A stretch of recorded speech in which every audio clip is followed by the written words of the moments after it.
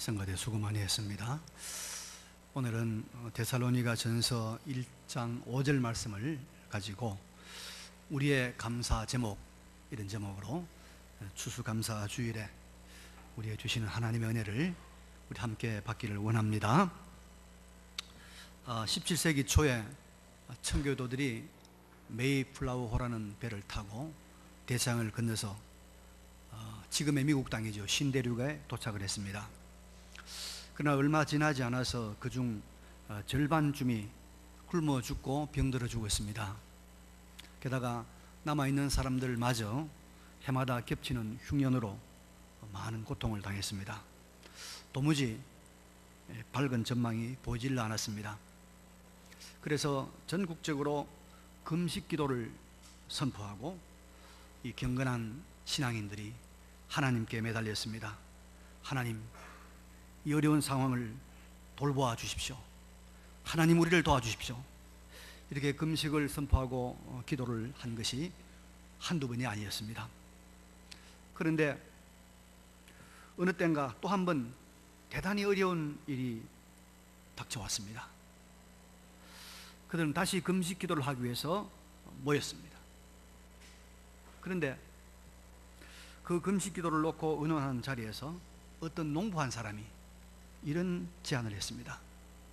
여러분, 지금까지 우리는 금식하면서 하나님께서 도와주시기를 간절히 기도했습니다. 그러나 이제 달리 생각을 한번 해봅시다. 비록 농사가 흉년이 들고 형제자매들이 병들어 쓰러지는 어려움을 겪지만은 그 가운데서도 감사할 것이 있다고 생각을 합니다. 식량이 풍족하지 않고 유럽보다 우리의 모든 여건이 나쁘지만 그러나 우리는 신앙의 자유가 있습니다. 우리에게는 정치적인 자유가 있습니다. 우리 앞에는 광대한 대지가 놓여 있습니다. 이것을 가지고 이번에는 금식 대신에 감사 기간을 정하고 하나님께 감사를 드리는 것이 어떻겠습니까? 이 농부의 제안에 모이던 많은 사람들이 깊은 감화를 받았습니다. 그래서 금식 기도 주간을 선포하는 대신에 감사 주간을 선포하고 하나님께 감사했습니다. 이것이 추수감사주일의 기원이 되었다고 합니다. 추수감사주일은 가을에 여러 곡식과 과일을 거두어 드린 것에 대한 감사도 물론 하지만은 역경과 어려움 가운데서도 감사 제목을 찾아서 감사하는, 이것이 추수감사주일의 진정한 정신인 줄로 믿습니다. 오늘은 18년도 추수감사주일을 맞이해서 우리가 정말 감사해야 될 제목이 무엇인가를 본문 말씀을 통해서 살펴보기를 원합니다. 본문 5절에 이런 말씀이 있죠. 우리 복음이 너희에게 말로만 이른 것이 아니라 또한 능력과 성령과 큰 확신으로 된 것임이라. 바울이 전한 복음이 데살로니가 지방에 이르렀다는 것입니다. 데살로니가 교인들이 전해받지 못한 복음을 받았다는 것입니다. 그런데 그 복음이 말로만 임한 것이 아니라 능력과 성령과 큰 확신으로 임했다고 바울은 밝히고 있습니다. 여러분, 우리 감사할 것이 참 많지요. 원망과 불평의 이 관점을 좀 바꾸어서 감사의 관점으로 바라보면 우리 주변에 감사할 것이 참 많습니다. 어떤 시인은 하나님께서 주신 자연을 감사하며 이런 노래를 썼습니다. 우리 눈앞에 피는 아름다운 꽃들과 향기롭고도 고운 연한 풀들과 새들의 노래와 별들의 역사와 그 밖에 우리가 보고 듣는 모든 아름다운 것들을 주신 하늘의 하나님께 우리는 감사를 드린다. 우리가 자연을 보면 참 감사할 것이 많습니다. 우리 교회적으로도 제가 수능시험에 관심이 있어서 보니까 지난 주간에 보니까 수능시험을 치러 100명이 갔으면 10명은 시험을 보러 가지 않고 혹은 중간에 나왔다는 거예요. 결시율이 10%라고 그래요. 근데 우리 교인들은 6명이 시험 치러 갔는데 한 명도 빠짐없이 첫 시험부터 마지막 시험까지 시험을 다 잘 치고 나온 거 참 감사한 일입니다. 우리 지나간 10개월 보니까 여러분 어때요?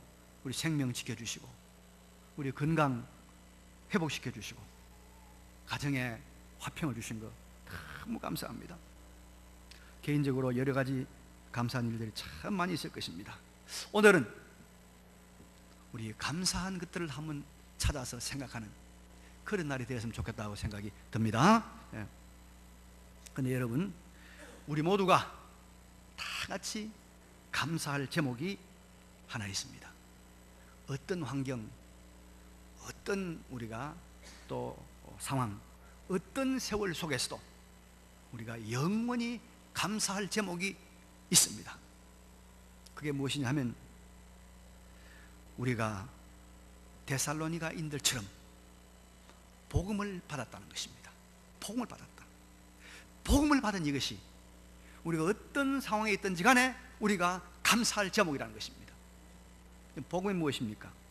복된 소식, 기쁜 소식, 굿 뉴스 아닙니까? 하나님의 아들 예수 그리스도가 우리를 죄와 사망과 비참에서 구원하시려고 사람의 몸을 입고 이 땅에 오셨습니다.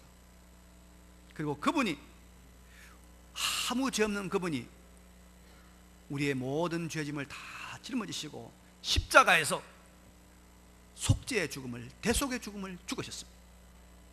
우리의 죄를 다 청산했습니다. 그리고 3일 만에 우리들의 부활의 첫 열매로 우리들의 부활을 약속하는 그 부활의 첫 열매로 부활하셨습니다.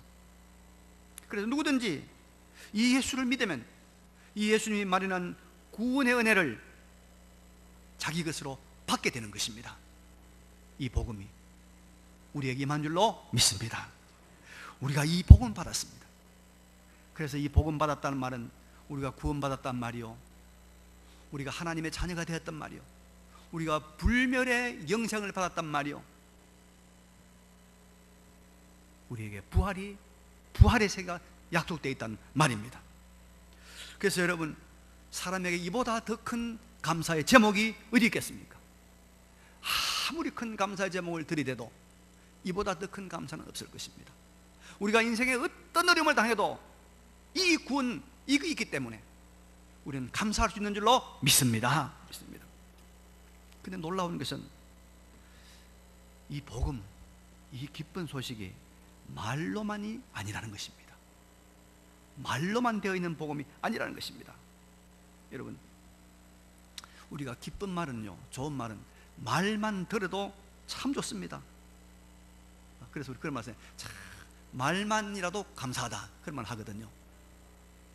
제가 이제 재미있는 예를 들어볼게요. 우리 화요일마다 우리 교회에서 이제 압구정에 있는 압구정 교회, 거기 국제 아마누 발반사 아마누 복지선교회 봉사로 갑니다. 우리 장로님 집사님들이 이제 가서 받기도 하고 또 우리가 봉사하기도 하는데, 그 압구정 교회 목사님이 노란 목사님인데, 제가 무슨 일이 있어서 목사님 누가 오늘 제가 못 갑니다, 누가 갑니다 전화를 하면요, 제가 문자를 보냅니다. 문자를 보내. 그분이 꼭 이렇게 답을 해요. 네 알겠습니다 아니고 넵 합니까? 넵 밑에 비어붙은 넵 알겠습니다. 저는 그 넵 그걸 볼 때마다 야, 참 기분이 좋더라고요. 넵 무슨 뜻인지 모르겠으면 기분이 좋아요. 여러분, 우리가 말만이라도 고맙다는 말을 들을 수 있도록, 참 말만이라도 감사합니다 들을 수 있도록 칭찬 많이 하고, 감사합니다 말 많이 하고, 격려와 용기를 주는 말들을 많이 해야 될 줄로 믿습니다. 그러나 여러분, 복음은 구원에 관한 소식은 말뿐만이 아닙니다. 말로 끝나는 것이 아닙니다. 이론이 아닙니다. 신화가 아닙니다. 이것은 실제입니다. 실제. 성경에 나와 있는 모든 것들은 실상이다 이 말이에요. 실상. 상상도 못할 엄청난 하나님의 은혜의 사건들이 역사 속에서 실제로 이루어진 것입니다. 현실 속에서 경험되어지는 것입니다. 그래서 바울이 복음이 말로만 이런 것이 아니라 말하고 있습니다. 여러분, 우리 복음이 말로만 임한 것이 아니기 때문에 우리가 감사할 수 있다는 거 믿으시기 바랍니다. 그러면 말로만 이런 것이 아니라 실제 어떻게 나타났습니까? 복음이 보여주는 실상은 어떤 것들일까요? 오늘 본문에 보니까 능력과 성령과 또 뭐죠? 큰 확신이다. 복음은 말로만 임한 것이 아니라 능력과 성령과 큰 확신으로 임했다는 거예요. 여러분, 복음 안에는 능력이 있습니다. 복음 안에는 성령이 있습니다. 복음 안에는 큰 확신이 있습니다.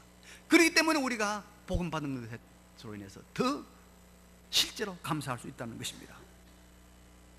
복음에는 하나님의 능력이 있습니다. 여러분, 사람의 힘으로는 불가능한 것을 가능케 하는 하나님의 능력, 하나님의 디나미스, 하나님의 다이나마이트,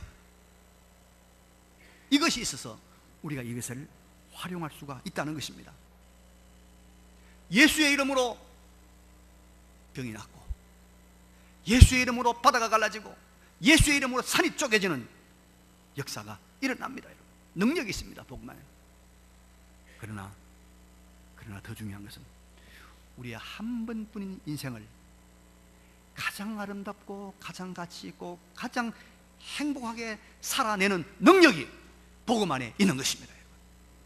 한 번 살고 영원히 끝나는 우리 인생을 가장 가치 있고 가장 복되게 하는 그 능력이 복음 안에 있는 것입니다.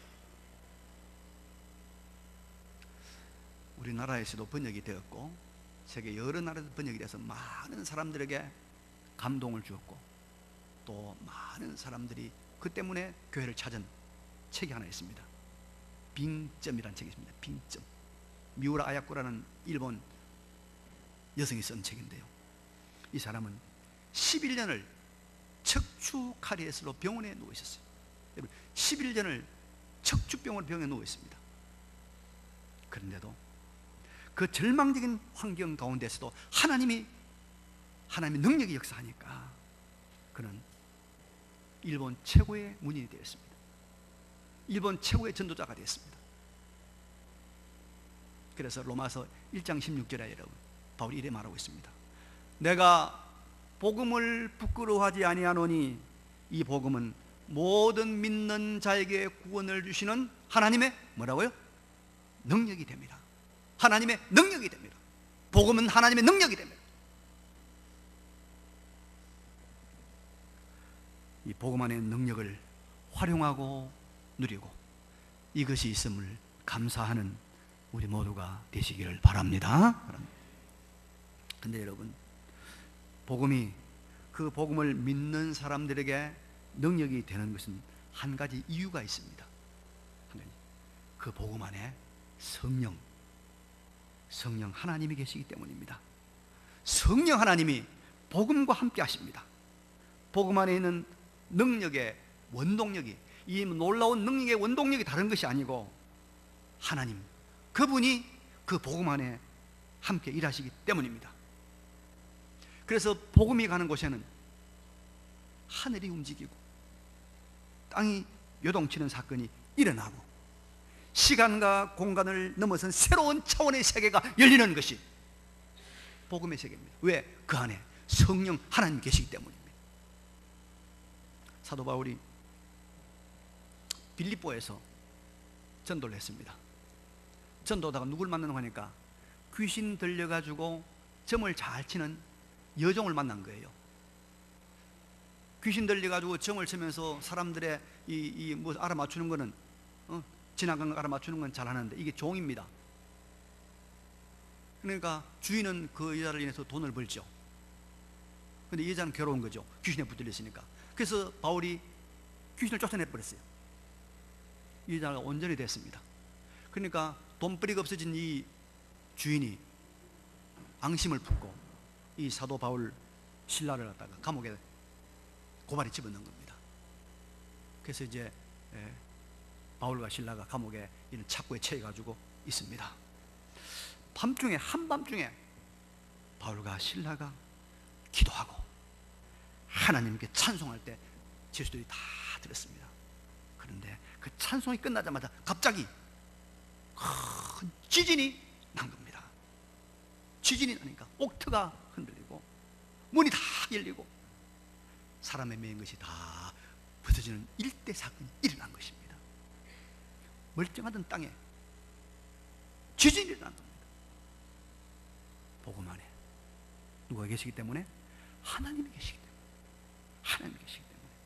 여러분, 복음을 믿는 자들에게는 살아계신 인격자 성령 하나님이 함께 하십니다. 동행하십니다. 그래서 가르침을 주시기도 하고 능력을 나타내기도 하시고 감화 감동을 주시기도 하고 깨달음을 주기도 하고 위급할 때 어미 독수리가 내려와서 그 자기 새끼 독수리를 보호하듯이 하나님께서 보호의 장막을 치는 것입니다. 성령 하나님께서 복음만 있는 사람들에게. 여러분, 요나 사건을 잘 아실 겁니다. 요나가 하나님께서 니느웨에 가서 회개를 외치는데 싫었어요. 그래서 하나님 말씀 거역하고 저 다시스로 도망을 갑니다. 배를 타고. 근데 그 배가 큰 풍랑을 만난 겁니다. 바다 전체가 큰 풍랑을 만난 겁니다.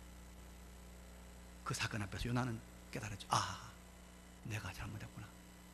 나 때문에 이런 일이 났구나. 하나님 죄송합니다. 회개했습니다. 회개로 요나는 하나님과 동행했습니다. 하나님과 회개로 동행한 요나가 어디든지 바다에 던져졌습니다. 여러분, 그 무섭게 풍랑이는 바다에 던져졌습니다. 그러나 요나 안에 계신 하나님, 요나와 함께 하신 하나님은 요나를 그냥 두지 않았습니다. 바다에 던져지는 그 순간 하나님께서 물고기, 고래인가 뭔가 모르지만 큰 물고기를 하나님께서 준비하셔가지고 그 요나를 안아주신 것입니다. 여러분, 우리가 받은 복음은 말로만 임하는 것이 아니고 성령 하나님도 거기에 함께 임하신 것입니다. 이 성령을 의지하고 성령의 사람이 되시기를 바랍니다. 이게 우리의 감사의 제목입니다. 그리고 바울은 또 말합니다. 데살로니가에 이른 복음은 능력과 성령과 큰 확신이다. 여러분, 복음이 이런 곳에 복음을 받아들이는 사람들 중에 나타나는 아주 놀라운 현상이 하나 있는데 그것이 뭐냐? 바로 확신입니다. 확신.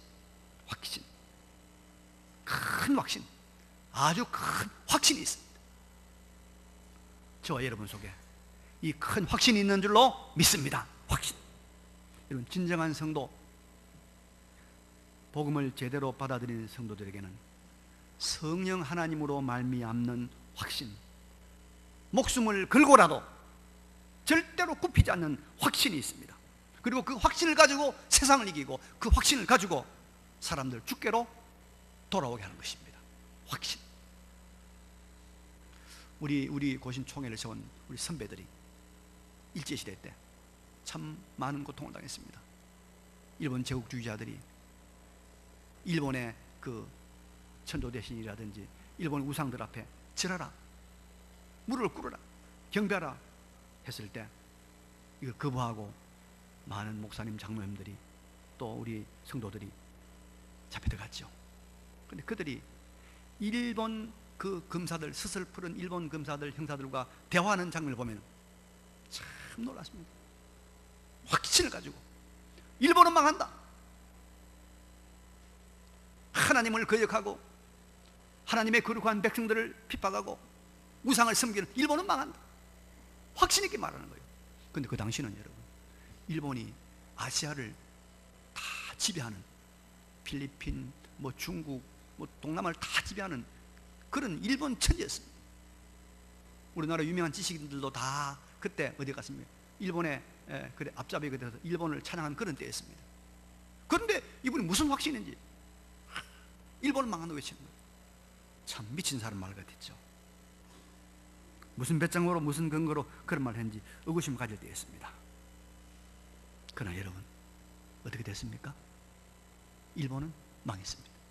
원자탄, 우리 세계 역사에 유일하게 원자탄을 맞고 일본은 패망했습니다.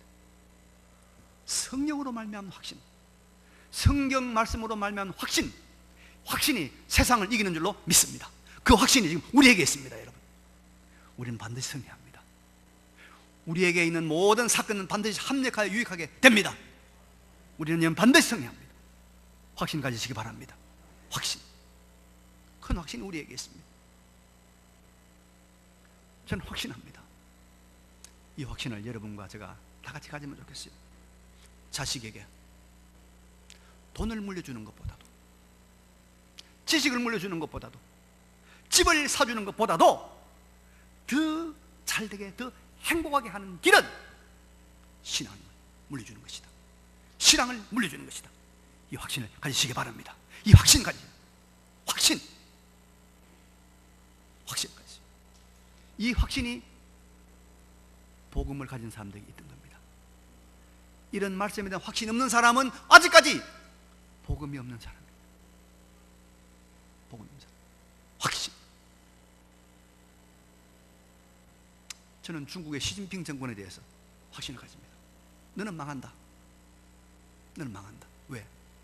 지금 중국의 선교사들 이야기 들어보면 선교사들이 다 추방되고 있습니다. 우리가 지금 후원하는 우리 이정우 선교사도 우리 교회 출신 아닙니까? 지금 중국에 철수했어요. 그리고 중국 교회 십자가 다 없애버립니다. 그리고 이 중국 교회 안에다가 모택동 시진핑 사진 걸어놓고 거기 절하랍니다. 일제 강점기와 똑같은 현상이 지금 중국에 일어나고 있습니다. 하나님을 거역하고 하나님과 대립하고 하나님과 싸우는 정권이, 그런 나라가, 그런 제국이 여러분 살아남았습니까? 무너집니다. 혹시 중국과 거래하는 사람들 조심하시기 바랍니다. 지혜를 가져야 돼요. 확신. 세상을 이기는 확신이 복음으로 말미암아 우리에게 있음을 기뻐하고 감사하고 누리시길 바랍니다. 제가 한 가지 감사에 대한 재미있는 이야기하고 마칠게요. 어느 교회 목사님, 사모님이 젊은 나이에 암이 걸렸어요. 암 판정을 받자마자 입을 굳게 다물고 아무것도 안 먹는 거예요. 미음도 안 먹어요. 마음속에 한창 나이에 이 지경이 된 것은 개척교회 할 때 그 극심했던 어려움 때문에 그런 것이다. 다시 말해서 남편 때문에 생각이 들었고, 자연히 남편과 하나님에 대한 원망이 싹 도기 시작한 겁니다. 그래서 어느 날 이 목사님이 목요를 찾아갔어요. 찾아가서 이제 은사 교수님하고 대화를 한 중에, 마누라 그러니까 얼마나 얼굴이 안 좋겠습니까? 은사 교수님이, 목사님 무슨 일이 생겼어요? 그러니까 목사님이 자초지종을 다 이야기했습니다. 그랬더니 그 은사 교수님이 하는 말이, 목사님 노트 한 권을 사다가 아내에게 드리세요. 그리고 그 노트에 감사할 일만 생각나는 대로 적어보러 가십시오. 그래서 이 목사님이 노트를 하나 사서 볼펜 가지고 아내에게 갖다 주었어요. 그러면서 여기 여보, 우리 은사 교수님이 이야기하는데 당신이 감사한 일만 한번 적어보시오. 사모님이 듣겠습니까? 안 듣죠. 이제 한 줄을 쓰기 시작한 데는 자기 남편이 나하고 한참 동안 갈등을 겪은 다음에 그걸 쓰기 시작한 겁니다. 그래서 이제 아주 평범한 일부터 감사한 일을 쓰기 시작했습니다. 하나 둘 적어 나가는데, 그래서 어느 날 갑자기 생각이 난 겁니다. 아, 이럴 것이 아니다. 내가 감사한 사람들을 찾아가서, 언제 만날지 모르니까 감사한 사람들을 찾아가서 감사 인사를 해야 되겠다. 이래서 이분이 그때부터 일어나서 이제 찾아가는 거예요. 찾아가서 뭐 친구한테 감사합니다. 또 아는 사람 감사합니다. 감사합니다. 그래서 그런데 그렇게 다니면서부터 점점 통증은 사라지고 다리에 힘이 생기고 얼굴이 좋아지기 시작하는 거예요. 병원에 갔더니 의사가 하는 말이, 깜짝 놀라면서, 사모님 암세포가 다 없어졌습니다. 할렐루야 하면서 오셨습니다. 여러분, 감사는요, 하나님께서 우리를 위하여 숨겨놓으신 영육간의 보물을 찾는 과정입니다. 우리가 감사하면 우리를 위해 숨겨놓은 하나님의 신비한 보물들이 발견되는 거예요. 발견되는 거예요. 그래서 치료도 발견되고 자체 치료도 발견되고 여러 가지 보물들이 발견되는 과정이 감사의 과정입니다. 여러분, 우리에게는 어떤 환경, 어떤 시련, 어떤 사건 앞에서도 영원히 감사할 수 있는 복음이 있습니다. 복음이 있습니다. 복음. 영원한 생명이 있습니다. 하나님의 자녀의 이름이 있습니다. 우리의 구원이 있습니다. 예수 그리스도의 십자가가 있습니다. 이것이 말로만 있는 것이 아니라 실제로 능력으로, 성령의 동행으로, 그리고 확신으로 우리에게 찾아왔습니다. 이 복음으로 인해서 감사하시는, 감사가 우리의 삶을 주도하는 그런 가장 복된 인생을 살아가시는 우리 모두가 되시기를 간절히 바랍니다. 말씀 기억하시면서 잠깐 우리 결단의 기도를 드리겠습니다. 기도하겠습니다. 걸어가시고 전능하신 우리 아버지